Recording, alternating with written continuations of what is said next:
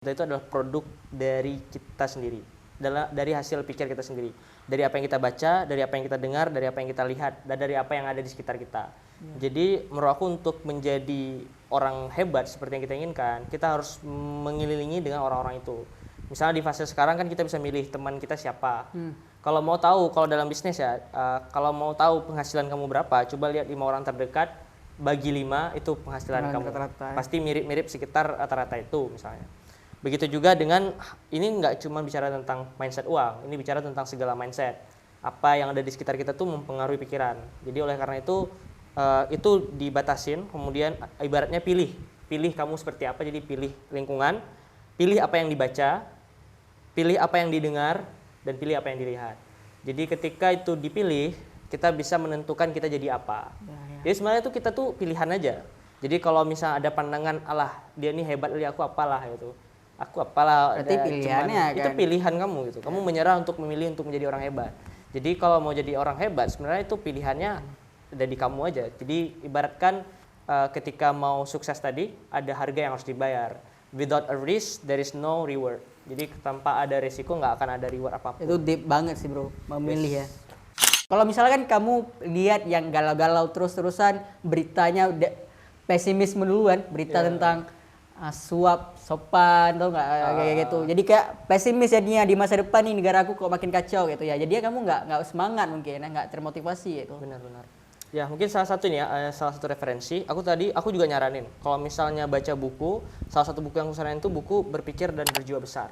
Jadi di situ ada salah satu penelitian, dia meneliti dua orang yang mana satu orang ini dia membaca 100 alasan mengapa suatu perusahaan itu gagal. Dan akhirnya keputusan dia adalah tidak membuka usaha. Karena 100 itu ada 100 pola akan gagal. Jadi dia melihat 100 pola gagal makanya dia nggak mau memulai. Sedangkan orang kedua dia melihat 2 alasan perusahaan itu sukses. Dan dari 2 itu dia memilih untuk memulai. Karena dia melihat ada 2 pilihan atau ada 2 jalan bahwa perusahaan ini bisa berhasil. Jadi sebenarnya kita adalah apa yang kita fokuskan. Jadi ketika teman-teman fokus ke titik kegagalan, berarti kita bakal lari ke kegagalan itu. Kalau titiknya ke kesuksesan, maka kita bakal kesuksesan. Gitu juga kesehatan. Kalau kita mikir kita sakit, kita bakal sakit. Jadi karena kalau di buku itu jelasin bahwa 80% faktor yang bisa menyembuhkan diri kita itu bukan dari obat yang kita konsumsi, tapi itu dari pola pikir kita terhadap diri kita sendiri. Jadi itu sih benar-benar berpengaruh kali sebenarnya pikiran mindset itu ya. Jadi banyak buku juga kayak Rich Dad and Poor Dad, kalau teman-teman tahu itu juga sangat bagus untuk mindset ya. Iya. Ya, itu membentuk mindset kita, mindset pemenang lah dari dulu. Benar. Nah, ada juga namanya makna rezeki. Makna rezeki ya. Makna kita rezeki. juga gimana kita husnuzon lah, artinya kita optimis. Justru di makna rezeki itu ada pembagiannya tuh, ada min dan plusnya kan. Ya, kalau kamu berpikir positif ada plusnya gitu. Kalau kamu berpikir negatif minnya. Artinya apa? Semakin kamu berpikir negatif ya negatif yang kamu dapat. Kalau kamu positif insya Allah dapatnya positif itu kan. Benar. Contoh buku lagi, satu lagi adalah Think and Grow Rich. Itu salah satu buku yang bagus juga ya. Ya benar.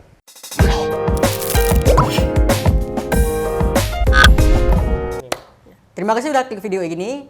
Kali ini kita videonya agak wibu sedikit. Kita bahas tentang One Piece dan beberapa anime lainnya ya. Jadi poinnya adalah apa yang bisa kita pelajari dari anime One Piece ini dan segala macam.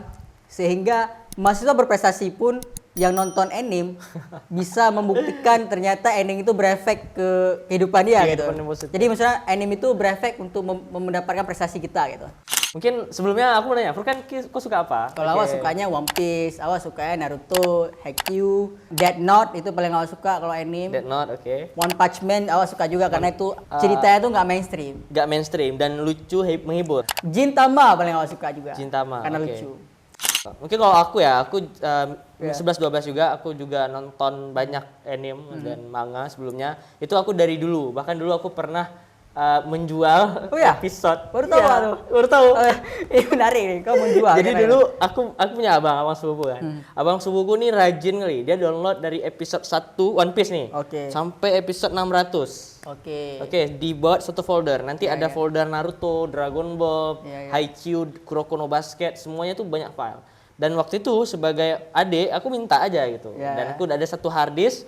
Jadi ketika kawan-kawan aku mau nonton nggak perlu download, beli sama aku. Gitu. Jadi aku pernah perdagangkan. Itu Ya, kenapa? memperdagangkan barang haram kan itu. Astagfirullah. ini sensor aja lah kayaknya. Gak Canda, balik, canda. canda. Canda. Dulu memang kita punya sisi gelap. Iya, itu sisi gelap aku ya. Mungkin kalau kemarin bicara sensitifnya ini sisi gelapnya ya. Mungkin kita bisa spesifik ya, Ya, siap. bicarain tentang One Piece. Karena kebetulan aku dan Furkan sama-sama nonton. Nah, apa yang membangun mindset, pola pikir, dan cara pandang aku salah satunya One Piece. Kayak misalnya aku bicara tentang kepemimpinan di Luffy. Kalau dari aku belajar di Luffy, itu yang pertama kegigihan. Kalau Luffy bilang kita akan mengalahkan mereka, mau kayak manapun dia akan kalahkan. Dia selalu menepati apa yang dia bilang. Kayak misalnya Robin ditangkap di Enies Lobby gitu kan. Itu kan ibaratkan kalau stigma masyarakat tidak mungkin ada bajak laut yang bisa menembus Enies Lobby hanya untuk menyelamatkan satu orang. Berarti belum ada contohnya. Belum ada contohnya gitu. Iya. Tapi sebagai seorang pemimpin dia percaya bahwa dia harus lakukan itu Untuk menyelamatkan anggota anggotanya. dia gitu. Itu menunjukkan betapa pentingnya tim dia sebenarnya. Bagaimana dia treat the team as family. Oke. Nah, aku belajar tentang dia betul-betul menganggap timnya itu family gitu kan. Iya. Nah, makanya dia kerjakan dan meskipun dia bilang Luffy pernah bilang gini, kalau seandainya aku mati dalam mewujudkan mimpiku ya nggak masalah gitu. Tapi ketika aku tidak mewujudkan apapun, aku akan mati sebelum aku mati gitu. Jadi gitu sih. Aku Artinya bicara hidup dengan mimpi deh. hidup dengan mimpi gitu. Jadi ibaratnya Luffy ini punya penggerak kuat. Iya. Kenapa dia berjalan untuk meraih One Piece? Dia tidak berpikir hasilnya sebenarnya, tapi dia mencintai setiap perjalanan dia dalam mencapai itu. Gitu. Kalau Furkan gimana? Nah, kalau aku sebenarnya tokoh yang paling aku suka tuh Zoro kan. Zoro, oke. Ya. Karena aku tipenya itu aku nggak suka lagi kalau misalkan tokoh utamanya terus disorot Iya, gitu. iya. Jadi aku suka ya underdog kayak itu. Underdog ya. Aku suka Zoro karena dia gigih segala macam kan. Karena dia badass juga orangnya. Aku suka Shanks juga. Shanks. Ya kan. Shanks itu yang karena banyak misteri sama dia, keren juga tokohnya. Oke. Kalau aku yang aku dapat dari One Piece itu kadang-kadang ada momen ketika aku lagi galau misalkan, aku lagi nggak percaya diri, lagi unmotivated lah. Iya. Ya, lagi nggak yakin sama diri sendiri.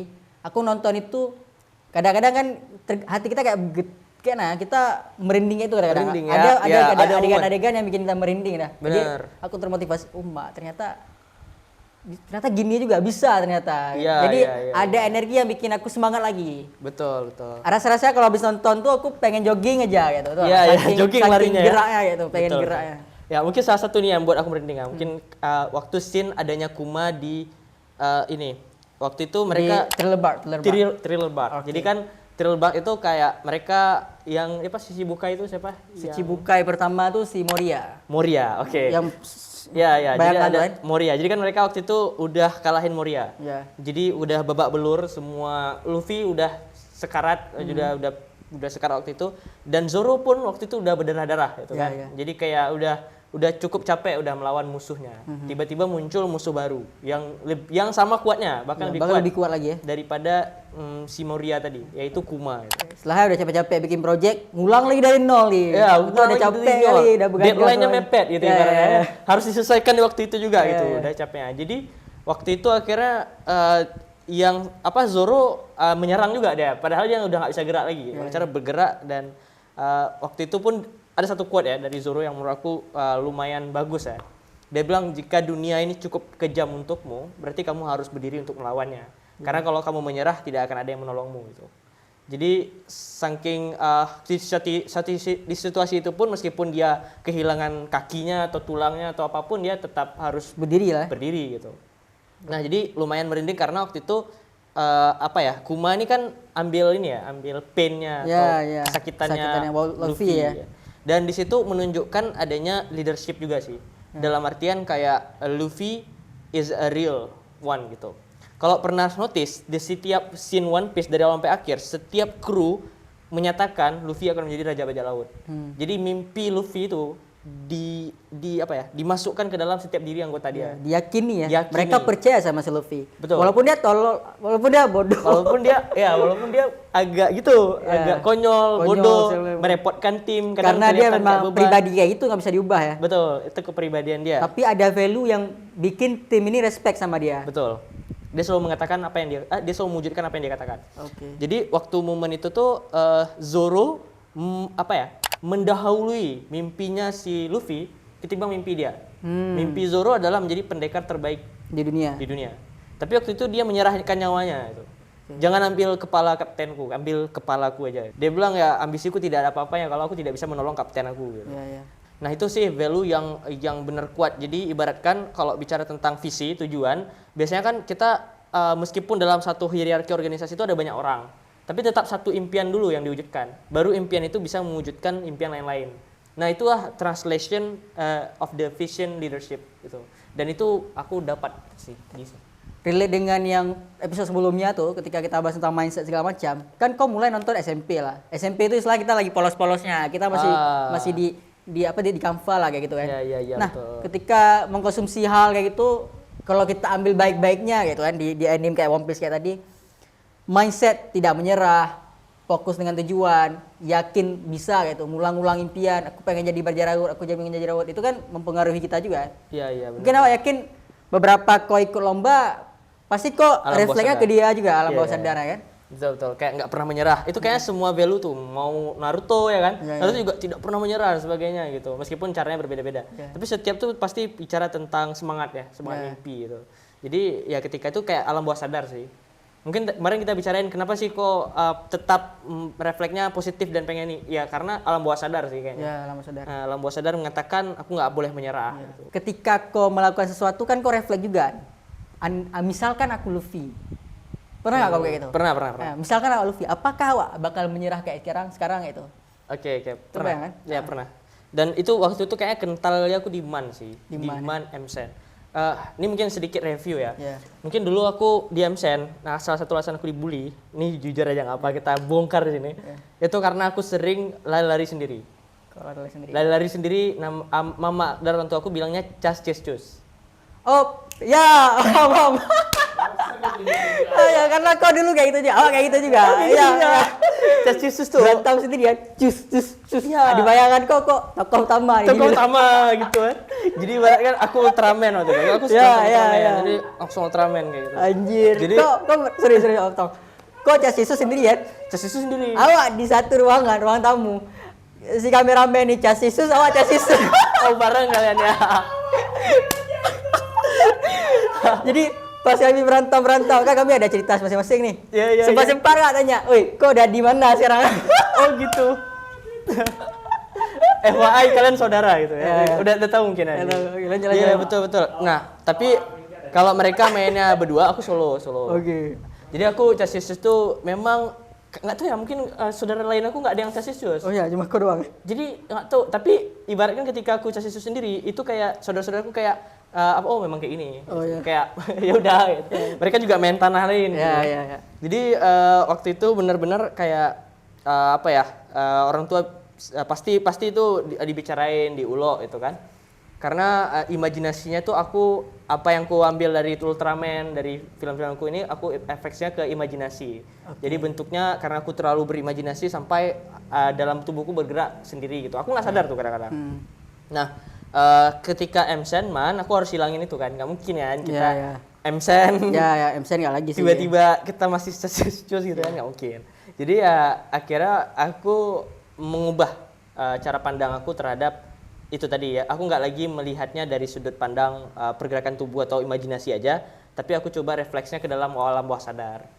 Jadi kayak misalnya kegigihan, semangat untuk berjuang, untuk tidak menyerah itu aku coba masukin lah ke dalam pikiran sendiri.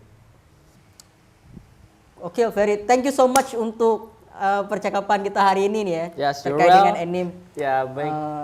Dari anime bisa menjerumus kemana-mana Menjerumus ya. kemana-mana ya. Mungkin kita ibaratnya tadi kan diversifikasi upstream of learning ya. Ya. Jadi kayak kalau misalnya teman-teman ada yang suka K-pop, kan kalau K-pop kan bicara tentang Korean culture, kemudian juga bicara tentang Korean Wave ya. Nah itu kita bisa belajar juga sebenarnya. Oh ternyata Korea ini bisa disrupsi dunia ini dengan cara apa. Ya. Nah itu kan Kayak startup kan, film startup di Korea juga. Film startup di Korea juga di itu gimana kombinasi antara edutainment ya? edutainment gitu. Nah mungkin teman-teman sekarang tuh kan kemarin kita bicara tentang pilihan gitu. Nah pilihan itu tadi itu pilihlah sesuatu yang kamu bisa pilih secara konsisten. Mungkin salah satunya adalah cara pandang terhadap sesuatu yang menyenangkan. Kayak misalnya itu kan cara aku healing misalnya. Cara healing aku adalah aku baca komik misalnya. Tapi meskipun aku baca komik, aku tetap ada yang ku ambil di Ambil sana. yang produktifnya ya. Yang produktifnya gitu. Jadi itu juga jadi tips untuk teman-teman untuk cari yang entertainment tapi juga bisa kalian absorb juga hal positif di situ. Benar. Karena kayak diskusi kita sebelumnya pasti ada hal positif yang bisa kita ambil. Oke. Semua itu tergantung yang kita ambil ya. Makasih untuk episode kali ini. Itu aja pembahasan kita. Sampai jumpa di podcast berdebar di episode lainnya. Sayonara. Alhamdulillah.